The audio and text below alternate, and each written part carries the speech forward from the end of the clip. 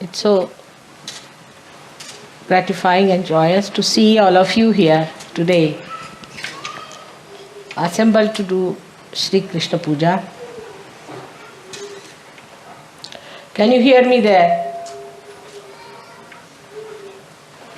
No? Can't hear.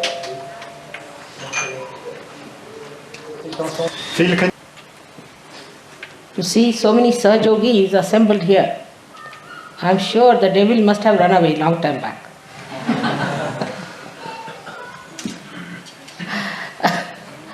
And the caravan must have left. But I hope we are aware of it. And we forget about our fears, of our catches, of our past, of all the nonsense we have done so far. Suddenly in my presence, I think people get into a sense of guilt. I am here to soothe you, to cleanse you, to make you beautiful and not to feel guilty.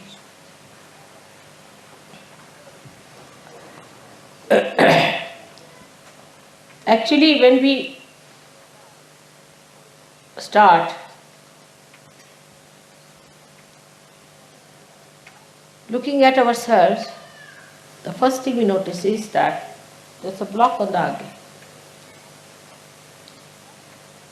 But this block in the agya is the worst thing that can happen to us because it is the door of the Kundalini. She reaches up to Vishuddhi all right, and when she has to move forward, this agya stops. That's why we have left Vishuddhi, we have all the Vishuddhi problems. The flow cannot take place.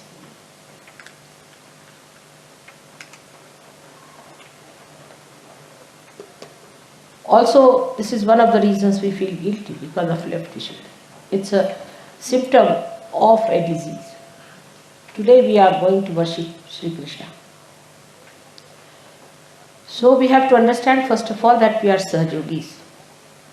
We are not ordinary people, or we are not people who have not known the truth. We have known the truth.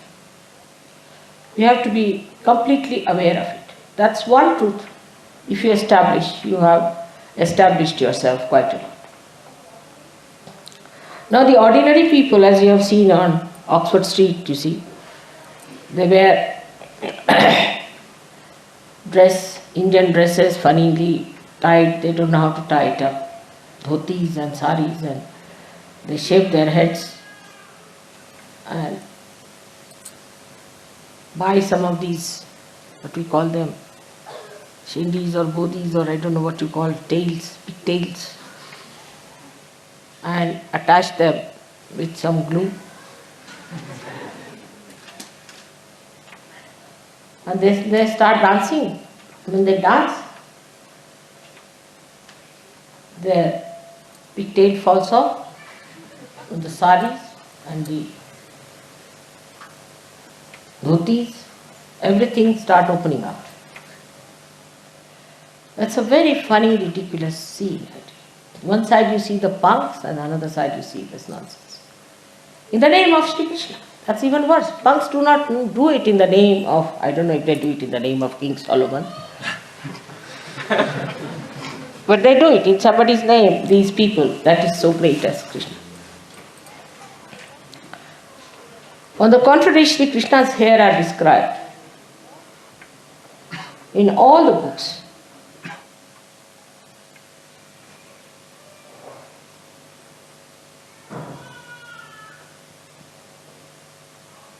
And in all the poetry that poets could sing about. He was never shaven-headed.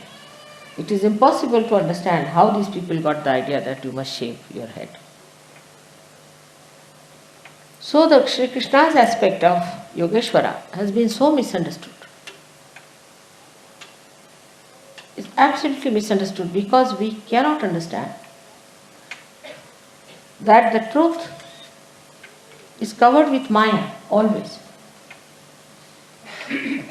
And you should keep Maya on one side and go to the truth.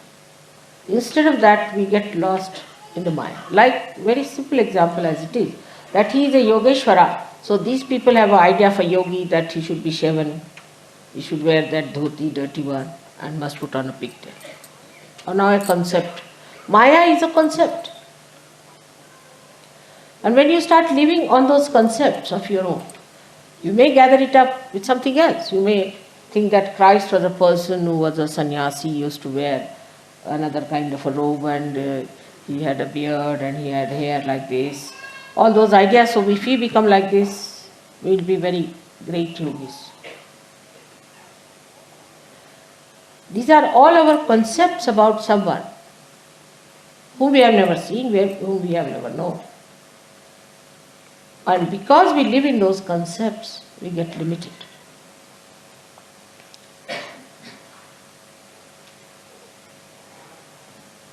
It's very difficult for these people to break through, because Maya can only be broken through realization. That's why first thing in Sahaja Yoga is realization. Get your realization. You are a drunkard, all right, get your realization. You are a drug addict, get your realization. You are a bad man, get your realization. Anyone, get your realization first. Put the light first into a person. Let him see for himself. So all this identification with different concepts is responsible for giving us a very Mayavi or elusive personality. We live in an elusive personality, live with it, enjoy it, and we think we are perfectly all right.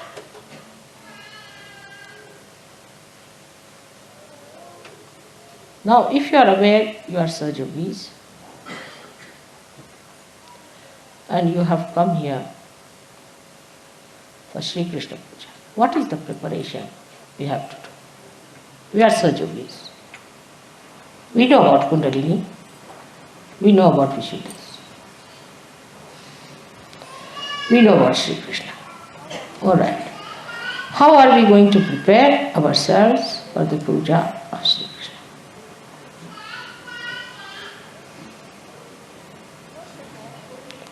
First of all, he tried to break all the concepts. First, the concept he broke was that you have to be like a ascetic.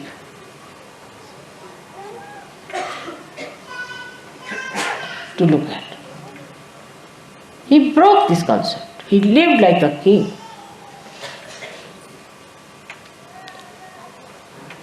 In his childhood, he used to go and play with the cows. And there he would use a peacock's feather to decorate himself.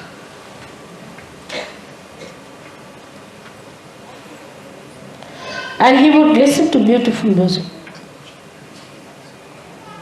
of the river Yamuna and reproduce it. He was Leeladhara. He was the one who created all kinds of mirth. What is mirth in French? They don't have mirth, I believe. I don't understand. Mad. They don't. Huh? No? Fun. No, it's not fun. Sweetness. It's not fun, it's more than, it's mirth. Mirth is sweeter than fun. Sweet fun. Alright, sweet fun. What a word.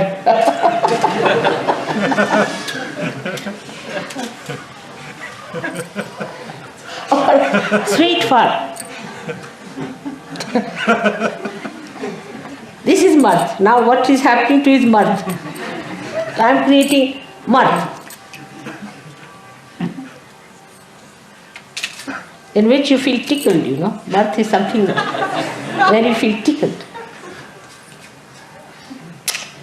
So, he tried to create mirth, never seriousness. But he was not frivolous, he was Yogeshwara. He was not frivolous. So this difference between frivolity and mirth is to be understood only through him, because he is also discretion.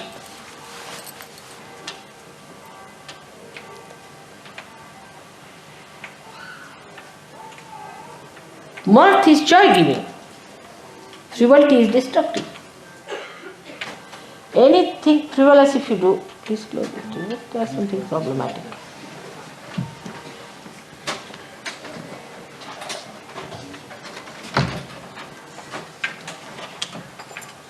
So, we have to be in a state of mirth. So no question of feeling guilty comes in. We are not prisoners, are we? We are prisoners of our own concepts and our own ideas and our own degradation. We degrade ourselves, God does not. So we should be in the state of complete mirth and enjoyment.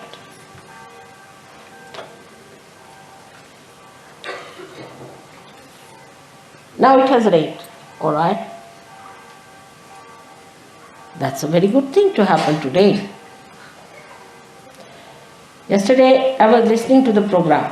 I was just smiling because I knew it would not work out that way. Everybody knew it.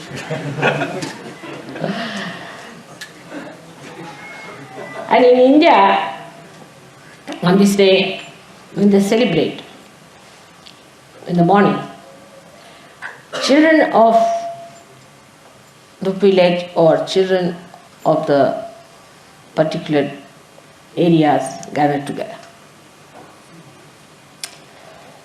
And for them, the householders tie up a little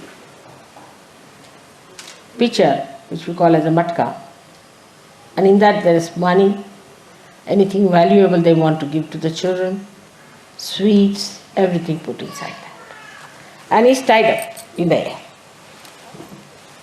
Normally it rains. If it doesn't rain, then they pour water on the children to make them feel it's raining. Rain is very much connected with Shri Krishna.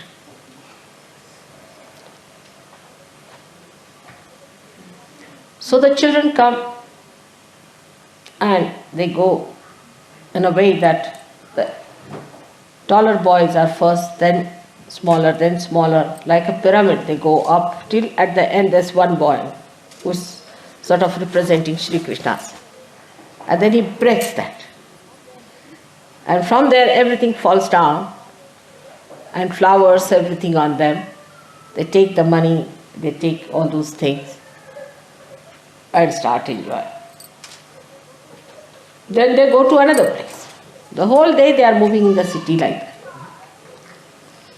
And every good householder ties that matka for these children, for them to come and enjoy themselves. That's in the real sense is the Krishna Ashtami in Gokul, where he lived as a child. Now why is he so much connected with rain? Once all his friends and he were looking after the cows,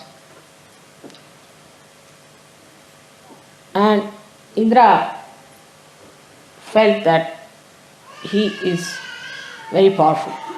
Somehow, I don't know. He gets into jealousy sometimes.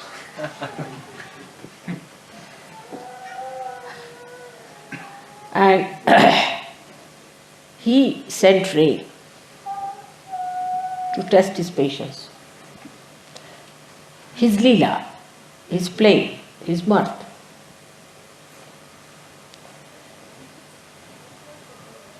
They trained and trained and trained, and they did not know what to do. So there was a mountain called Govardhan.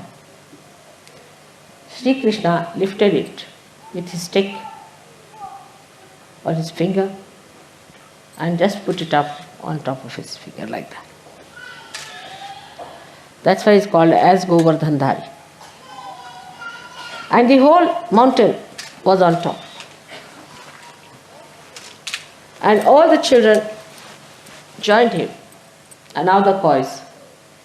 And he asked the children, you also put your sticks up to help me. And they all put their sticks and standing very sweetly, holding the Govardhan. That is one of his names, Govardhan Dhari.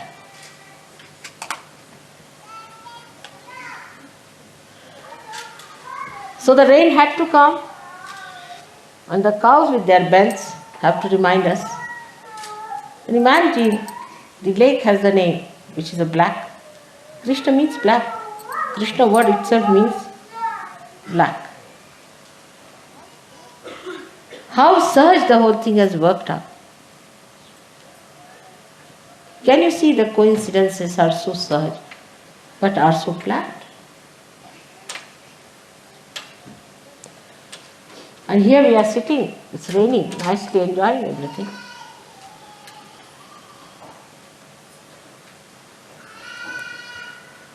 But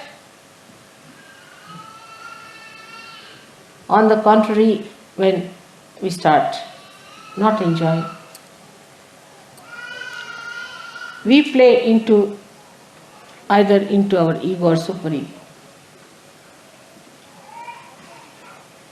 Supposing we are starved people, tortured people, then we start making others like ourselves. We like to make them suffer and torture them. That's why I always say poverty is leprosy. Anybody who is in poverty can develop horrible things within themselves. It is never to be sided with, not to be sympathized, but to be completely eradicated. Another side is the ego, where we try to dominate others and enjoy that. There's no joy. There's no joy in dominating others and saying things to others. I was sorry to hear yesterday that there are some girls who are married, some Indian girls who are married, and their husbands are not respecting them and troubling them. It hurt me very much. That shows they are so low-level people, very low level. Such a mediocrity, such useless people. They should have never come to Sahaja Yoga and deceived us like this. They will go to hell directly, I can tell you this. Now there are some who are caught up with their superego. They suffer from some sort of a funny Sahaja Yoga schizophrenia. And they don't want to get rid of it.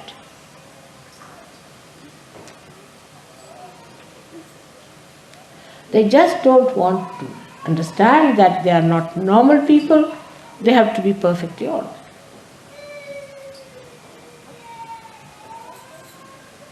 They make everyone miserable. Jump onto all the places where they should not be. Like a person who has got, say, example, tuberculosis, a disease which is contagious, must understand he has got tuberculosis. Keep up. Don't give it to others at least.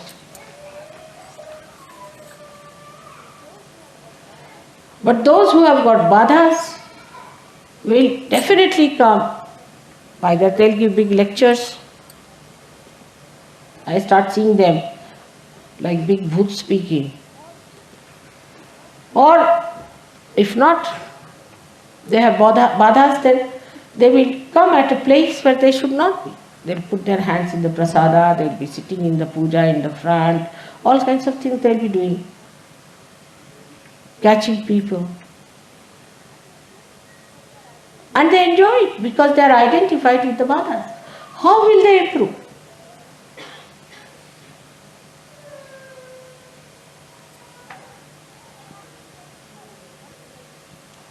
There's one fellow who is a Buddhist fellow. We have had him for, I think, at least for a century, I should say. And he is giving lectures to others. You must clean the shoes of all the Saj Yogis to get rid of your ego. So such a gross, depraved and low-level people are still in Saj Yoga. So the enjoyment of Saj Yoga becomes less. If you eat rice with stones in it, how will you enjoy it? And that's what it is. We are here to enjoy the blessings of God, to have the mirth. But still we are living with all joy-killing things that we have. How are we going to get rid of those things? So at least we do not become thorns in the lives of others. So the so-called free will, I am happy Rustam has told you about it, is nothing but your ego or superego, because you are not in the center. In the center, you have nothing but freedom, that's all. Nothing but freedom. Nothing like free will. Freedom. Complete freedom. There's nothing like will or nothing like goods, nothing like bondage. It's entire avenue of freedom.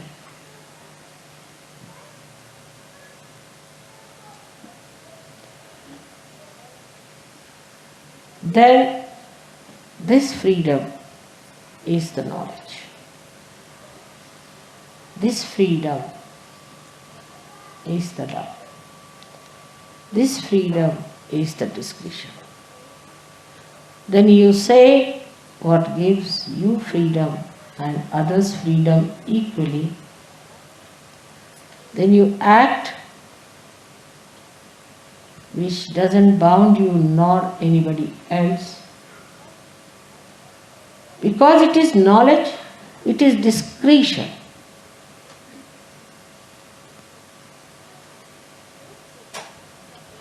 Age does not matter what age you are. I have seen some also very old people singing beautifully and enjoying Saj Yoga and make me enjoy also. Life is for us to enjoy. Nothing else. But because we are not free people, we cannot enjoy. There is no bondage of any evil thought which is wrong. It is so subtle, but penetrating into every that is gross. That is Shri Krishna's beautiful flute, which creates a picture of the nature. The description Chitravata Sithali. The whole thing becomes silent like a picture.